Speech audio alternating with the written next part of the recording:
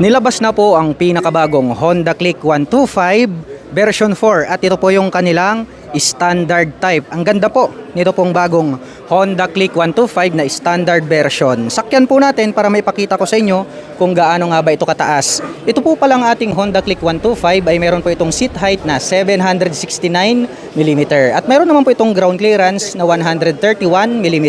Ang kagandahan po nito pong ating bagong Honda Click 125 ay bago na po.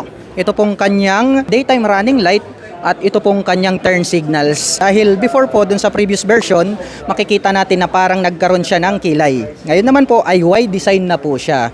At dito naman po sa likuran, yung kanyang tail light ay bago na rin po. Yung naging disenyo nito pong kanyang LED na brake light. At ito po ay mayroong fuel tank capacity na 5.5 liters at meron naman po itong fuel consumption na 50 km per liter. Dito po sa harapan, yung kanyang telescopic fork ay black color po ito. Habang dito naman po sa likuran ay naka single shock absorber naman po siya.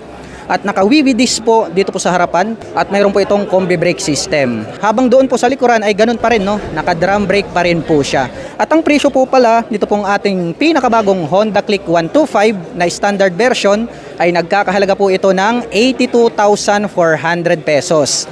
Ngayon kung nagustuhan nyo po ito pong ating pinakabagong Honda Click 125 na standard version ay maaari nyo po akong i-PM at i-message para matulungan ko po kayo na makapaglabas ng inyong dream motorcycle.